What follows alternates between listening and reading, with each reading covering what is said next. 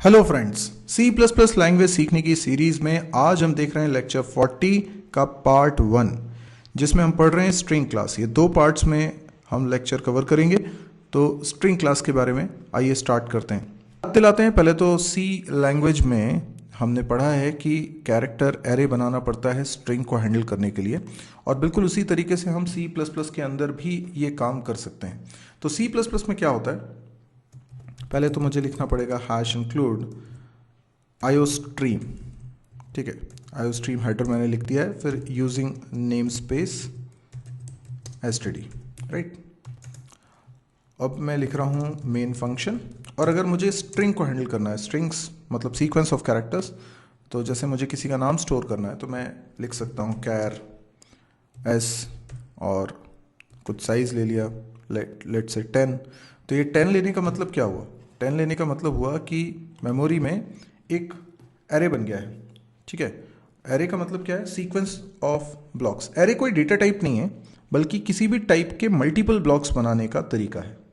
तो जैसे यहाँ पर एक एरे बन गया है, और इस एरे में 10 वैल्यूज़ रखी जा सकती हैं, 5 6 7 8 9।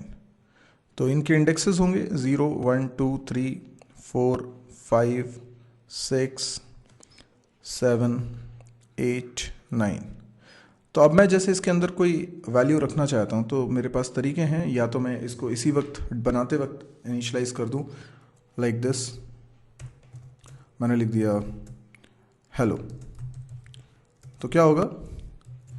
ये हेलो इसके अंदर स्टोर हो जाएगा। अब कैसे स्टोर होगा?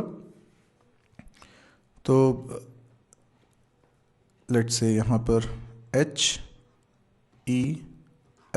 वो करस्पॉन्डिंगली जाता है, यानी पहला कैरेक्टर पहले ब्लॉक में जाएगा, और ऑटोमेटिकली बचे हुए ब्लॉक में क्या चला जाता है? 0। और 0 आस्की कोड है किसका? नल कैरेक्टर का। नल कैरेक्टर क्या है? \0। ये एक स्पेशल कैरेक्टर है जो कि ऑटोमेटिकली लास्ट में आ गया है। अब क्योंकि एरे में हम जानते हैं अगर जितना साइज मेंशन करो उससे कम वैल्यू से इनिशियलाइज करेंगे बनाते वक्त, तो बचे हुए ब्लॉक में ऑटोमेटिकली 0 चला जाता है। और यही वजह है कि यहाँ पर हेलो के बाद बचे हुए सभी ब्लॉक्स में 0 चला गया। बाकी में क्या है मुझे उससे मतलब नहीं, पर ये जो स्ट्रिंग के जस्ट बाद वाला ब्लॉक है उसमें नल जाएगा, ये इंपॉर्टेंट है। सी लैंग्वेज में जो स्ट्रिंग होती है वो सीक्वेंस ऑफ कैरेक्टर्स है, but last character must be null character. ये ज़रूरी है। अगर लास्ट कैरेक्टर नल कैरेक्टर नहीं है तो टेक्निकली वो स्ट्रिंग नहीं है। और यही चीज़ सी प्लस प्लस ने एज इट इज़ अडॉप्ट कर ली, यानी सी प्लस प्लस में भी कैर एरे होता है और इसी तरीके से होता है। हम यूज़र से भी इनपुट करा सकते थे। यूज़र से भी इनपुट कराते तो लास्ट कैरेक्टर हमेशा क्या होता? नल कैरेक्टर होता। तो नल कैरेक्टर होना ज़रूरी है। तो इसको हम क्या बोलेंगे? इसको हम बोलेंगे नल टर्मिनेटेड कैरेक्टर एरेज, यानी एक ऐसा कैरेक्टर एरे जिसमें एरे की लेंथ कुछ भी हो, स्ट्रिंग की लेंथ एरे से कम हो सकती है, जैसा कि यहाँ पे हो रहा है। एरे की लेंथ तो 10 है पर स्ट्रिंग की लेंथ 5 है, तो जो स्ट्रिंग है उसकी लेंथ कम हो सकती है। तो उसको टर्मिनेट करने के लिए हमें नल कैरेक्टर का यूज़ करना होता है। Null character is like full stop, जैसे सेंटेंस में फुल स्टॉप होता है। ये ज़रूरी नहीं कि ये जो स्ट्रिंग है ये सिंगल वर्ड स्ट्रिंग हो, ये जो स्ट्रिंग है ये मल्टी वर्ड स्ट्रिंग भी हो सकती है। For example hello students. ठीक है, अब लेकिन मेरे को थोड़ा सा एरे का साइज़ बढ़ा लेना चाहिए, लेट्स से 20। तो होगा क्या? होगा ये कि एरे के अंदर ये पूरा स्टोर होगा। तो 0 इंडेक्स पे H आएगा, 1 इंडेक्स पे E आएगा, ऐसे करते हुए आगे बढ़ेगा। और नल कैरेक्टर कहाँ होगा? इस पूरी स्ट्रिंग के एंड में, यानी स्टूडेंट्स का S आ जाएगा, उसके जस्ट बाद वाले ब्लॉक में नल कैरेक्टर स्टोर हो जाएगा। तो using null terminated character arrays we can store strings. पर टेक्निकली अगर देखा जाए तो ये एरे है, ये कोई डेटा टाइप नहीं है। एरे क्या होता है? किसी डेटा टाइप की मदद से हम मल्टीपल ब्लॉक्स बना रहे हैं, पर वो एक डेटा टाइप नहीं है। ठीक है ना? किसी डेटा टाइप की मदद से हमने कई सारे ब्लॉक्स बना लिए एक साथ, ये एरे है, पर एरे खुद में एक डेटा टाइप नहीं है। ठीक है, इसके कई सारे ड्रॉबैक्स हैं, वो ड्रॉबैक्स अपन डिस्कस करेंगे। So C++ operators can not be applied to them. C++ operators can not be applied to them का मतलब क्या हुआ? मुझे अगर दो स्ट्रिंग्स बनानी है, लेट्स से एक तो यही स्ट्रिंग हो गई हेलो, ठीक है, लेट्स से इसको S1 बोल देता हूँ, है ना। अब मैं क्या करना चाहता हूँ कि S1 में कोई दूसरी स्ट्रिंग रखना चाहता हूँ, लेट्स से स्टूडेंट्स। क्या मैं रख सकता हूँ? नहीं, इस तरीके से एरे में वैल्यू असाइन नहीं की जा सकती, दिस इज रॉन्ग, ठीक है, ये एरर देगा, ये रॉन्ग है। अच्छा, अगर मैं एक और एरे बनाऊं S2, ठीक है, और मैं सोचूं कि S2 में असाइन कर दूं S1 का डेटा ताकि कॉपी हो जाए, ये भी मैं नहीं कर सकता, यानी क्योंकि S1 S2 एरे हैं, एरे पे हम इस तरीके के ऑपरेशंस परफॉर्म नहीं कर सकते। तो अगर मैं स्ट्रिंग को स्टोर करने के लिए कैर एरे का इस्तेमाल करता हूं तो मुझे लगता है कि ये सारे ऑपरेशंस जो बड़े फंडामेंटल होने चाहिए ये सब मिसिंग है। अगर मुझे कंपेयर करना है दोनों स्ट्रिंग्स को तो मैं ऐसे कंपेयर नहीं कर सकता, दिस इज रॉन्ग। या मुझे दो स्ट्रिंग्स को जोड़ना है, सपोज करो एक तीसरी स्ट्रिंग लेता हूं, ठीक है, और मैं चाहता हूं कि S3 में असाइन हो जाए S1 प्लस S2, तो ये मैं नहीं कर सकता क्योंकि वो ऐसे प्लस करने से कंकैटिनेट नहीं होंगे। तो जो स्ट्रिंग रिलेटेड ऑपरेशंस हैं वो इस तरीके से परफॉर्म नहीं किए जा सकते। तो फिर कैसे करना होता है? यदि मुझे S1 के अंदर वैल्यू रखनी है, कुछ और वैल्यू रखनी है, तो मैं ये नहीं लिख सकता। इसकी जगह मुझे क्या लिखना पड़ेगा? सही स्टेटमेंट यहाँ लिख के बताता हूँ। सही स्टेटमेंट ये है कि आप लिखिए strcpy, जो कि एक प्री डिफाइंड फंक्शन है, राइट, नीचे लिख देता हूँ strcpy, और उसमें पास करो S1 और जो स्ट्रिंग आपको लिखनी है वो लिखो स्टूडेंट्स। तो विदाउट प्री डिफाइंड फंक्शंस ये काम करना हमारे लिए आसान नहीं होगा, या फिर स्क्रैच से हमें कोडिंग करनी पड़ेगी, तो वो एक एक्स्ट्रा ओवरलोड हो जाएगा, यानी एक्स्ट्रा हमें काम करना पड़ेगा। ऐसे ही अगर मुझे S1 की वैल्यू S2 में पहुंचानी थी तो मुझे लिखना चाहिए था strcpy और S2 में असाइन करवानी थी S1 की वैल्यू, तो मुझे ऐसा लिखना पड़ता। तो C लैंग्वेज में, ये C लाइब्रेरी का हिस्सा है, तो C लैंग्वेज में क्योंकि इसी तरीके से हैंडल होता था, तो C++ में भी कैर एरे के थ्रू आप स्ट्रिंग्स को हैंडल कर सकते हैं, तो सेम तरीका यहाँ पर भी दिया जा रहा है। अब मुझे अगर कंपेयर करना होता था दो स्ट्रिंग्स को, तो मुझे लिखना पड़ता था कंपेयर CMP। तो इसके अंदर मुझे S2 और S1 पास करने होते थे, तब जाके दोनों के बीच में कंपैरिजन होता था, और कंपैरिजन का रिजल्ट मुझे एक इंट वेरिएबल में रखना पड़ता था, राइट। और वो वैल्यू अगर 0 आती थी, आई के अंदर अगर 0 आता था तो मैं कहता था स्ट्रिंग सेम है। ऐसी दो स्ट्रिंग्स को अगर कंकैटिनेट करना होता था तो हमें यहाँ पे लिखना पड़ेगा, जैसे मैं S1 और S2 को कंकैटिनेट करना चाहता हूँ और उसे फिर S3 में कॉपी करना चाहता हूँ, तो मैं strcpy लिखता हूँ। S3 में मैं कॉपी करना चाहता हूँ क्या? जो strcat का रिजल्ट हो। strcat में क्या करूँगा मैं? S1 और S2 को कंकैटिनेट कर दूंगा और उसका रिजल्ट कॉपी कर दूंगा S3 में। तो इस तरीके से कुछ काम करना पड़ता था हमें C लैंग्वेज में।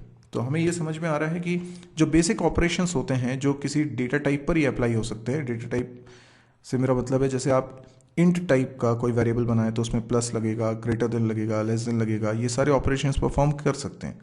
लेकिन क्योंकि कैर एरे कोई डेटा टाइप नहीं है ना, तो उसके ऊपर आप ये सारे ऑपरेशंस परफॉर्म नहीं कर पा रहे हैं। इसके लिए आपको प्री डिफाइंड फंक्शंस का इस्तेमाल करना पड़ रहा है। So C++ operators can not be applied to them. अब इस बात का ही सोल्यूशन क्या है? String class. समझने वाली बात यह है कि C++ में स्ट्रिंग नाम की एक क्लास है, सभी कुछ स्मॉल लेटर्स में है, STRING। स्ट्रिंग क्लास हम ये बहुत अच्छे से जानते हैं कि C++ में जब हम क्लास बनाते हैं तो हम खुद का नया डेटा टाइप बना देते हैं। तो defining a class in C++ means creating a new data type. इसको डिराइव डेटा टाइप भी बोलते हैं, यानी एक तो होते हैं प्रिमिटिव डेटा टाइप जैसे इंट, कैर, फ्लोट, डबल, है ना, इस टाइप के वेरिएबल्स हम बनाते हैं। वैसे ही अब हम भी अपने डेटा, तो जब हम कोई क्लास बनाते हैं तो एक्चुअल में हम एक नया डेटा टाइप बना देते हैं। तो स्ट्रिंग अगर एक प्री डिफाइंड क्लास है तो स्ट्रिंग एक नया डेटा टाइप है, ठीक है। The string class is a specialisation of a more general template called basic string. Okay, इसका मतलब क्या हुआ? इसका मतलब ये हुआ कि C++ में एक स्ट्रिंग नाम की क्लास है। ठीक, तो let's say there is a class whose name is string. ये जो है ये चाइल्ड क्लास है किसकी? एक पहले से क्लास बनी हुई है, और उस क्लास का नाम क्या है? उस क्लास का नाम है बेसिक अंडरस्कोर स्ट्रिंग। तो basic underscore string, basic underscore string, ये एक प्री डिफाइंड क्लास, इस क्लास की चाइल्ड क्लास स्ट्रिंग। वैसे तो इसकी एक और चाइल्ड क्लास होती है डब्ल्यू स्ट्रिंग, लेकिन ज़्यादा यूज़ में आती है स्ट्रिंग क्लास, इसलिए हम इसकी बात कर रहे हैं। ओके, अब क्योंकि क्लास बनाना एक डेटा टाइप है ना, क्लास बनाने से क्या बन जाता है? Data type. तो ये जो स्ट्रिंग क्लास बनी होगी कैसे बनी होगी? एक क्लास लिखा होगा, फिर लिखा होगा स्ट्रिंग, है ना, और उसके बाद फिर क्लास की बॉडी, और क्लास के अंदर क्या होंगे? बहुत सारे वेरिएबल्स, फंक्शंस, और क्या होंगे? ऑपरेटर्स। ऑपरेटर्स भी डिफाइन करे होंगे। तो अब आप जब अपने प्रोग्राम में लिखते हैं स्ट्रिंग S1, तो S1 क्या है? एक ऑब्जेक्ट। पर स्ट्रिंग क्या है? एक डेटा टाइप। तो S1 डॉट करके मैं किसी फंक्शन को भी कॉल कर सकता हूं, कोई फंक्शन, ठीक है, वो फंक्शन जो कि स्ट्रिंग क्लास में बना होगा, या फिर S1 अपनी क्लास के किसी ऑपरेटर को भी कॉल कर सकता है। तो इस तरीके से स्ट्रिंग को हैंडल करने का एक और तरीका, यानी एक ट्रेडिशनल तरीका जो सी में था वो तो है ही C++ के अंदर, हम इस तरीके से भी हमारे स्ट्रिंग को हैंडल कर सकते हैं। ये तो तरीका है ही, पर C++ में एक और तरीका हमको मिलता है स्ट्रिंग क्लास के रूप में, और स्ट्रिंग क्लास की मदद से आप बहुत आसानी से मैनिपुलेशन कर सकते हैं। कई लोग ये सवाल पूछते हैं कि जब स्ट्रिंग क्लास का कॉन्सेप्ट आ गया है तो फिर ये कैरेक्टर एरे वाला कॉन्सेप्ट क्यों नहीं हटा देना चाहिए? तो देखिए, ये बात बिल्कुल सही है कि स्ट्रिंग क्लास ने बहुत सारी दिक्कतों को सॉल्व कर दिया है जो कि कैरेक्टर एरे में आती थी। लेकिन ये दिक्कतों को सॉल्व करने के लिए स्ट्रिंग क्लास में काफ़ी कोडिंग की गई होगी। तो स्ट्रिंग पे जो ऑपरेशंस परफॉर्म हो रहे हैं वो सेफ तो हैं, लेकिन टाइम कंज्यूमिंग है। अगर आप कैर एरे का इस्तेमाल करके स्ट्रिंग्स को हैंडल करते हैं डायरेक्टली, तो स्पीडली काम करेगा, क्योंकि हम वहाँ पे कम ऑपरेशंस परफॉर्म करके अपना काम कर लेते हैं बेसिक रॉ स्टाइल से। तो कैरेक्टर एरे भी एग्जिस्ट करता है और स्ट्रिंग क्लास भी एग्जिस्ट करती है। आपको जब स्पीड ज़्यादा मैटर लगे तो आप फिर स्ट्रिंग क्लास मत यूज़ करिए, आप कैरेक्टर एरे का इस्तेमाल करके काम करिए। लेकिन जब आपका प्राइम कंसर्न स्पीड ना हो और आपका प्राइम कंसर्न है सेफ्टी ऑफ योर डेटा और इजी मैनिपुलेशन, इजीली आप उस पर कोई ऑपरेशन परफॉर्म कर सकें, बहुत ज़्यादा कोड ना लिखना पड़े, तो इसके लिए स्ट्रिंग क्लास का इस्तेमाल करना ज़्यादा यूज़फुल है। तो दोनों ही चीज़ों का अपना इंपॉर्टेंस है, इसलिए हम दोनों चीज़ों को यूज़ करते हैं। तो इस क्लास के अंदर बहुत सारे फंक्शंस और ऑपरेटर्स बने हुए हैं। किसमें? स्ट्रिंग क्लास के अंदर बहुत सारे वेरिएबल्स हैं, बहुत सारे फंक्शंस हैं, बहुत सारे ऑपरेटर्स हैं। इस वजह से बहुत सारी फैसिलिटीज ये क्लास आपको देती है। String is safe then char array. अच्छा, कोई प्रोग्रामर अगर थोड़ा सा केयरलेस होगा तो वो क्या गलती कर सकता है? देखिए, मैं आपको एक छोटा सा प्रोग्राम करके बताता हूँ। जैसे मान लीजिए यहाँ पर मैंने एक एरे बनाया हुआ है जिसका साइज़ लिया हुआ है 10, ठीक है। अब मैं इसके अंदर कोई स्ट्रिंग असाइन करना चाहता हूँ, तो मैंने लिखा strcpy, और स्ट्रिंग कॉपी करते वक्त मैंने यहाँ लिखा S1 और इसके अंदर कोई स्ट्रिंग कॉपी कर रहा हूँ। जब स्ट्रिंग कॉपी कर रहा हूँ तो मैंने डबल कोट्स में लिख दिया hello students, hello online students, okay, online students. पर आप देखिए जो मैंने लिखा है उसमें नंबर ऑफ कैरेक्टर्स 10 से ज़्यादा है। अब आप सोचिए कि S1 में जगह कितनी थी? S1 के पास जगह तो केवल 10 ब्लॉक्स की थी, लेकिन हम उसमें ज़्यादा स्टोर कराने की कोशिश कर रहे हैं। अब इससे नुकसान क्या है? जब हमारे पास जगह लिमिटेड है, ये रही, ये मेरा एरे है S नाम का, और इसके अंदर कितनी जगह? 2 3 4 5 6 7 8 9, मतलब 10। तो इंडेक्स नंबर 0 1 2 3 4 5 6 7, 8 एंड 9। अब आप देखिए हमने इसमें स्ट्रिंग क्या असाइन करवाई है, कॉपी करवाई है, हेलो ऑनलाइन स्टूडेंट्स। तो इसका मतलब है यहाँ चला गया hello, HELLO, hello space online, ONLI। अब बची हुई स्ट्रिंग कहाँ जाएगी? तो ये मेमोरी में आगे की जगह पर स्टोर हो जाएगी। आप ये ध्यान रखिए कि आपने एरे जितना साइज का बनाया है उतनी जगह आपने रिजर्व करा ली है, पर मेमोरी इसके आगे भी होती है।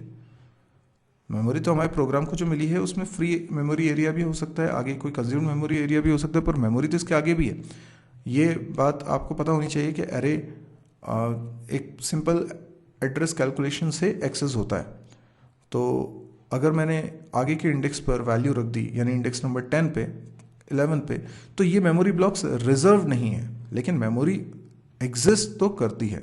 तो ऑनलाइन का NE यहाँ पे स्टोर हो गया, और स्टूडेंट्स भी है तो S यहाँ, T यहाँ पर स्टोर हो गया, ठीक है, और भी आगे तक स्टोर हो जाएगा। तो ये जो रीजन है खास तौर पे, ये रीजन आपने रिजर्व नहीं कराया था, तो ये कहलाता है इलीगल मेमोरी एक्सेस। अब क्योंकि सी लैंग्वेज में कैरेक्टर एरे में जब हम वैल्यू कॉपी करा रहे हैं तो ऐसा कोई बिल्ट इन मैकेनिज्म नहीं है जो ये चेक करे कि एरे के साइज से ज़्यादा वैल्यू आप इसमें असाइन करने की कोशिश कर रहे हैं और वो आपको ये करने से रोक दे। ऐसा नहीं है, ऐसा नहीं है, इसलिए ये ऑपरेशन रिस्की हो जाता है। इससे प्रोग्राम क्रैश कर सकता है, प्रोग्राम चलते चलते अचानक से बंद हो सकता है। सिस्टम के नज़र में ये एक रन टाइम पे एबनॉर्मल सिचुएशन है, जिसके कारण प्रोग्राम हो सकता है रन होते होते एकदम स्टॉप हो जाए। आप नहीं चाहेंगे कि आपका प्रोग्राम क्रैश हो, तो इसीलिए सेफ काम करना है तो आप स्ट्रिंग क्लास का इस्तेमाल करें। स्ट्रिंग क्लास से ये सारी प्रॉब्लम्स ख़त्म हो जाती हैं, तो इसलिए भी हम स्ट्रिंग को यूज़ करेंगे। अच्छा, वैसे तो स्ट्रिंग जब बनाई गई क्लास तो ये स्टैंडर्ड टेम्पलेट वाला कॉन्सेप्ट के अंदर स्ट्रिंग को नहीं सोचा गया था, लेकिन अगर हम इसको समझें तो स्ट्रिंग क्लास भी एक टेम्पलेट क्लास है। और स्टैंडर्ड टेम्पलेट लाइब्रेरी में जितनी क्लासेस हम पढ़ते हैं, जो कि 3 कैटेगरी में डिवाइडेड है, कंटेनर, एल्गोरिथम और इटरेटर, तो ये कंटेनर की कैटेगरी में आने वाली एक क्लास है। तो अगर मुझे स्ट्रिंग क्लास को यूज़ करना है अपने प्रोग्राम में तो मुझे स्ट्रिंग हेडर यूज़ करना होगा। आपको मैं बता दूं, string header is different from string.h। अगर आपको स्ट्रिंग कॉपी जैसा फंक्शन यूज़ करना है, जैसे ये स्ट्रिंग कॉपी फंक्शन अपन यूज़ कर रहे थे, तो ये यूज़ करने के लिए क्या ज़रूरी है कि आप सी लैंग्वेज में जो एक हेडर फाइल थी string.h, इसको इंक्लूड करना ज़रूरी था। ये इंक्लूड करेंगे तभी strcpy फंक्शन अपन यूज़ कर सकते हैं। पर मान लीजिए मुझे कैरेक्टर एरे वाला कॉन्सेप्ट यूज़ नहीं करना है, तो मुझे ये सारे फंक्शन यूज़ नहीं करने होंगे, मुझे C++ वाली स्ट्रिंग क्लास को यूज़ करना है। तो उसके लिए मुझे जो हेडर लिखना है वो स्ट्रिंग है, .h नहीं लगाएंगे। तो स्ट्रिंग हेडर लिखना और string.h हेडर फाइल लिखना, ये दोनों में फ़र्क है। स्ट्रिंग हेडर के अंतर्गत स्ट्रिंग क्लास का डिक्लेरेशन मौजूद है, तो अब मैं स्ट्रिंग क्लास को यूज़ कर सकता हूँ। स्ट्रिंग क्लास को कैसे यूज़ करना है, जैसे मैंने लिखा स्ट्रिंग S1, तो S1 जो है, क्योंकि स्ट्रिंग डेटा टाइप हो गया, क्लास बनी है यानी डेटा टाइप हो गया, तो S1 उस टाइप का एक ऑब्जेक्ट है। इसके अंदर मैं डायरेक्टली स्ट्रिंग रख सकता हूँ। आप देखें कोई मुझे एरे बनाने की ज़रूरत नहीं पड़ी है, तो क्योंकि स्ट्रिंग एक डेटा टाइप है और उस टाइप का एक वेरिएबल बोले या ऑब्जेक्ट बोले S1 है, तो इस पे सारे ऑपरेशंस हम परफॉर्म कर सकते हैं, ऑपरेटर्स हम लगा सकते हैं, जो कि हम कैरेक्टर एरे पे नहीं लगा सकते थे। String class supports many constructor. अब क्योंकि क्लास है तो उसमें कंस्ट्रक्टर्स हो सकते हैं। मैं यहाँ 3 कंस्ट्रक्टर्स को डिस्कस करता हूँ। सबसे पहला कंस्ट्रक्टर जो कि इस समय चल रहा होगा, कब, जब मैंने इसमें कुछ भी असाइन नहीं करा, यानी जब मैंने स्ट्रिंग का ऑब्जेक्ट बनाया और उसमें कोई वैल्यू पास नहीं करी, तो इसका डिफॉल्ट कंस्ट्रक्टर कॉल हुआ, यानी वो कंस्ट्रक्टर कॉल हुआ जिसमें कोई आर्ग्यूमेंट नहीं है, तो एक एम्प्टी स्ट्रिंग क्रिएट हो गई।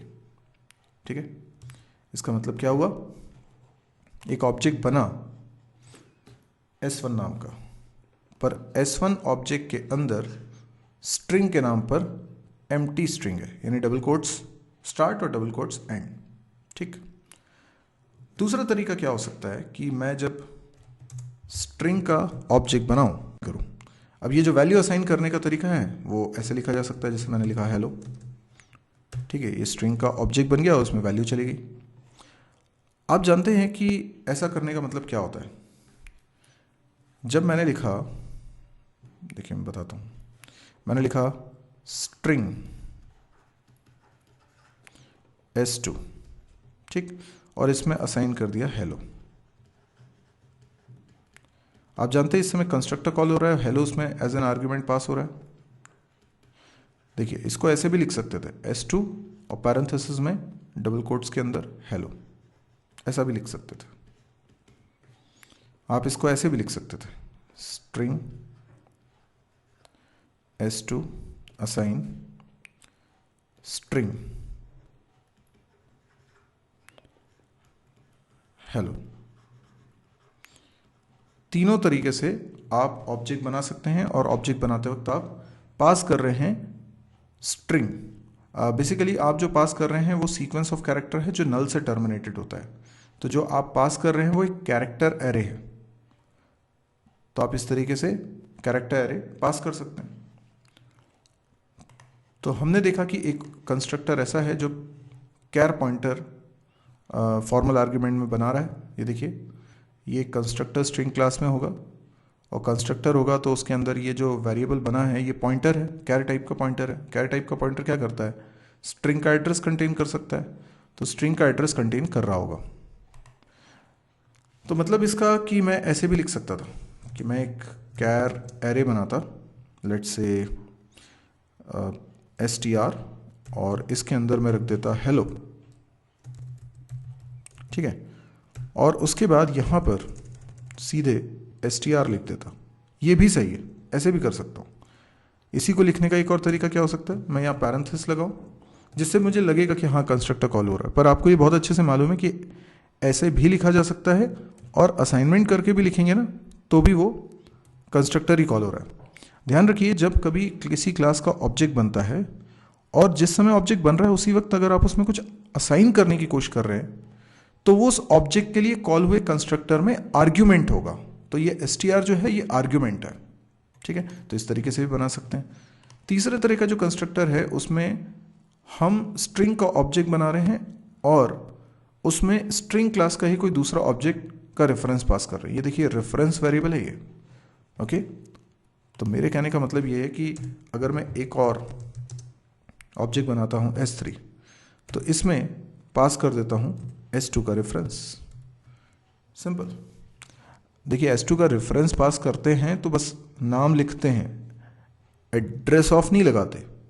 एड्रेस ऑफ तब लगाते हैं जब फॉर्मल आर्ग्यूमेंट पॉइंटर होता है, पर फॉर्मल आर्ग्यूमेंट पॉइंटर नहीं है, रेफरेंस वेरिएबल है। तो मैं s2 ऐसे लिखूंगा, आप ऐसे भी लिख सकते हैं, ये भी सही है, ठीक है। तो क्या हुआ, s3 में s2 का डेटा कॉपी हो जाएगा, ठीक। तो s1 एक एम्प्टी स्ट्रिंग है जबकि s2 और s3 दोनों में स्ट्रिंग रखी हुई है हेलो। अच्छा, इसमें कई सारे ऑपरेटर्स हम यूज कर सकते हैं जो कि हम नॉर्मली कैरेक्टर एरे में यूज नहीं कर सकते, लेकिन स्ट्रिंग क्योंकि अब एक डेटा टाइप है तो उसमें हम ये सारे ऑपरेटर्स यूज कर सकते हैं। तो एक एक ऑपरेटर को अगर समझें तो सबसे पहले एक असाइनमेंट ऑपरेटर। देखिए असाइनमेंट ऑपरेटर का फायदा क्या है। असाइनमेंट ऑपरेटर का फायदा ये है कि आप सीधे उसमें स्ट्रिंग की वैल्यू असाइन कर सकते हैं। कैसे असाइन करेंगे, देखिए मैंने ये सब हटा दिया, ठीक है, और अभी s1 बनाया हुआ है। अब s1 के अंदर अगर मैंने असाइन की वैल्यू हेलो, ध्यान रखिए इस समय कंस्ट्रक्टर नहीं चलेगा, कई लोगों को कन्फ्यूजन होता है। जब स्ट्रिंग क्लास का या किसी भी क्लास का ऑब्जेक्ट बनाते हैं उसी वक्त अगर इनिशियलाइज करेंगे तो कंस्ट्रक्टर में वो value as an argument pass होगी। लेकिन जब ऑब्जेक्ट बन चुका है उसके बाद आपने ऑब्जेक्ट के अंदर स्ट्रिंग को असाइन करने की कोशिश करी तो इस समय असाइनमेंट ऑपरेटर कॉल होगा। यानी असाइनमेंट ऑपरेटर जो कि डिफाइन किया गया होगा स्ट्रिंग क्लास के अंदर वो चल रहा है और उसमें hello as an argument pass हो रहा है और वो चीज़ s1 के अंदर असाइन हो रही है। तो s1 के लिए असाइनमेंट ऑपरेटर कॉल हुआ जो कि एक मेंबर फंक्शन की तरह है स्ट्रिंग क्लास में, और उसमें hello as an argument pass हुआ। तो यहाँ पे कंस्ट्रक्टर कॉल नहीं हुआ। कंस्ट्रक्टर कॉल होता है जब ऑब्जेक्ट बनता है। पर आप इस तरीके से कर सकते हैं, यानी s1 असाइन हेलो, जबकि आप देख रहे थे कि कैर एरे अगर बनाते तो उसमें ऐसा नहीं कर सकते थे। यानी एरे बना ले और उसके बाद उसमें वैल्यू असाइन करे, ऐसा नहीं कर सकते थे। मैं क्या बोल रहा हूँ, मैं बोल रहा हूँ कि कैर str20 अगर मैंने लिखा, ऐसा बना लिया और उसके बाद मैं सोच रहा हूँ कि str के अंदर हेलो रख दूँ, तो ये मैं नहीं कर सकता हूँ, ये गलत। ठीक है, ओके। हाँ मुझे मालूम है हेलो की स्पेलिंग गलत थी। ओके, इसके बाद प्लस एक कंकाटिनेशन ऑपरेटर है, और प्लस का काम क्या है, कंकाटिनेशन का मतलब क्या होता है, अपेंड करना। तो जैसे मैंने एक और स्ट्रिंग बना दी, स्ट्रिंग s2, ठीक है, और s2 के अंदर भी कुछ वैल्यू रख लेता हूँ, लेट्स से स्टूडेंट्स, स्पेस देके, है ना, स्टूडेंट्स। तो ये दो स्ट्रिंग्स हो गई। अब मैं इन दोनों को कंकाटिनेट करना चाहता हूँ, तो मैं s2 के अंदर असाइन करना चाहता हूँ s1 प्लस s2। देखो कितना सही है। इससे क्या हुआ, s1 में स्ट्रिंग थी हेलो, s2 में थी स्टूडेंट्स, s2 में चली जाएगी हेलो स्टूडेंट्स। आप चाहें तो यहाँ पे एक नया भी बना सकते हैं, आप ऐसे s3 करके बना सकते हैं नया। तो स्ट्रिंग टाइप का एक और होगा s3, और s3 के अंदर क्या चल जाएगा, s1 s2 को कंकाटिनेट करके यानी अपेंड करके जोड़कर जो एक सिंगल स्ट्रिंग बन जाएगी वो s3 के अंदर असाइन हो जाएगी। तो आप देख रहे हैं कि ये प्लस ऑपरेटर भी हम कर पा रहे हैं, ऐसा भी हम कैर एरे में नहीं कर सकते थे। प्लस ऑपरेटर के अलावा कंकाटिनेशन असाइनमेंट ऑपरेटर भी होता है। तो इसका मतलब क्या हुआ, जैसे मैं पहले क्या कर रहा था कि s2 के अंदर वैल्यू असाइन कर रहा था या s1 के अंदर वैल्यू असाइन कर रहा था, तो मैं ऐसे भी लिख सकता हूँ। ठीक है, जब मैं लिखूंगा s1 कंकाटिनेशन असाइनमेंट s2, तो इसका मतलब ये होगा, मैंने क्या लिखा, मैंने लिखा s1 कंकैटिनेशन असाइनमेंट s2। तो इसका मतलब होता है s1 में असाइन करो s1 प्लस s2, ये इसका मतलब होता है। तो दोनों का कंकैटिनेशन हुआ, जो रिजल्ट आया वो s2 में स्टोर हो गया। आपको पसंद आया अगर लेक्चर, तो आप लाइक करिए। यदि आपको लगता है कि इस तरह के और वीडियोस आप देखना चाहते हैं तो आप इस चैनल को भी सब्सक्राइब करिए। मेरी एक वेबसाइट है www.mysarji.com। इस वेबसाइट पे C, C++, जावा, PHP, MySQL, data structure, DBMS, इन सब के वीडियो सीरीज़ रखी हुई है। पूरी सीरीज़ आप देख सकते हैं, पूरा कोर्स कर सकते हैं। इसके अलावा प्रोग्रामिंग एक्सरसाइज के वीडियोस भी हैं और कैंपस प्रिपरेशन से रिलेटेड वीडियोस भी हैं। मैं चाहूँगा कि इस साइट को आप शेयर ज़रूर करिए, क्योंकि ये सब कुछ हिंदी में है, फ्री ऑफ कॉस्ट है और बहुत काम का है। डेली नया वीडियो इसमें आता है। ठीक है, तो प्लीज़ शेयर भी करिएगा। Thank you.